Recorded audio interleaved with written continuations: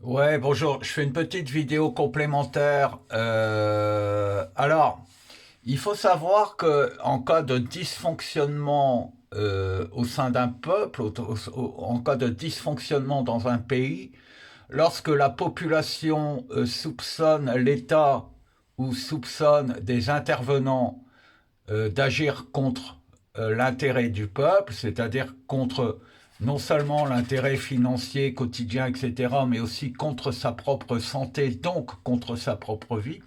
Lorsqu'un peuple se sent légitimement en danger de mort, il a le droit de le signaler à l'armée, c'est-à-dire qu'il peut communiquer à l'armée sa crainte, ses suspicions, afin que l'armée mette en place des enquêtes et mette en place un système d'information interne qui leur permettront de détecter les dysfonctionnements et d'avérer les dysfonctionnements. En tout état de cause, dès qu'une suspicion est mise en place, le rôle de l'armée, c'est de dresser une barrière qui permette, par anticipation, de sécuriser la population. Alors l'armée aujourd'hui ne l'a pas fait pendant la pandémie, mais en fait c'est simplement parce que la population ne l'a pas demandé. Voilà. Donc moi je m'attache à le faire et je vais dire comment je le fais. Aujourd'hui, chaque citoyen a le droit d'exprimer sa crainte. Il a le droit de dire je me sens en danger. Je ne me sens plus protégé par les institutions. Donc, comme les juges, comme ceux qui font les lois, comme la police font partie des institutions, j'estime qu'il n'est pas euh, judicieux de faire appel au système institutionnel. Donc, j'alerte l'armée, qui normalement sont impartiaux, j'alerte l'armée et je le fais par tout moyen qui soit à ma disposition. C'est un genre de SOS. Le SOS, il n'y a pas de code. Que vous lanciez un SOS par le sifflet, par une lumière ou par un message, Internet ou un appel téléphonique, ou même si vous faites le signe du SOS, toute personne de l'armée qui a connaissance de ce message doit faire en sorte que vous soyez protégé. C'est obligatoire. Autant en France, la peine de mort pour le particulier a été abolie, autant dans la loi martiale, la peine de mort est toujours en place.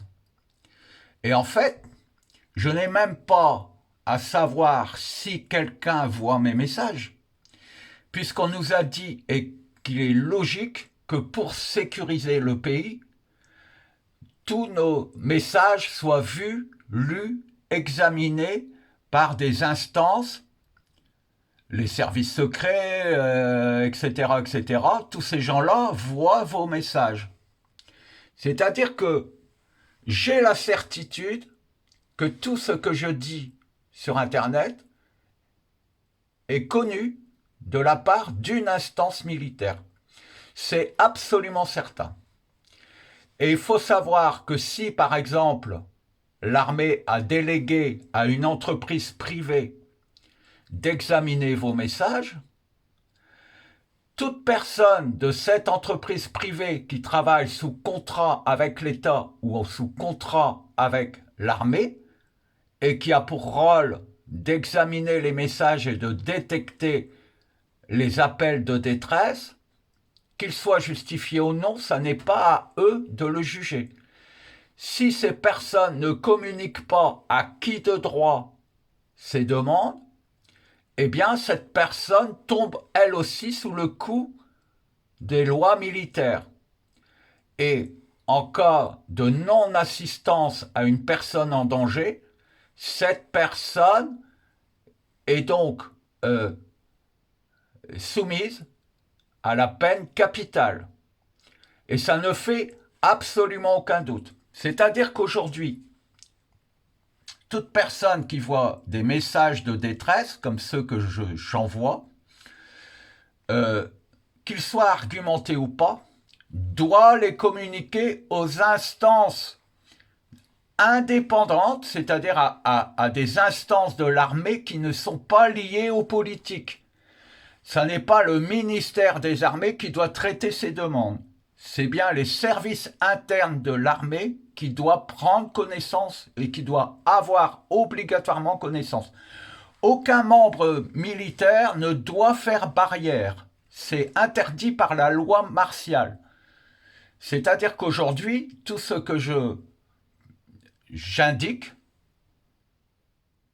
même si ça n'est que mon avis et que mon sentiment, si j'estime que le peuple de France est en danger, l'armée, n'importe quel membre de l'armée, même un gendarme, peut être accusé de crime contre l'humanité parce qu'il n'a pas agi ou qu'il n'a pas transmis à sa hiérarchie. Voyez-vous? Donc, je continuerai à communiquer et je vous donnerai les grands schémas de ce qu'il faut faire pour qu'enfin nous puissions sortir de cette situation hégémonique. Voilà, je vous embrasse.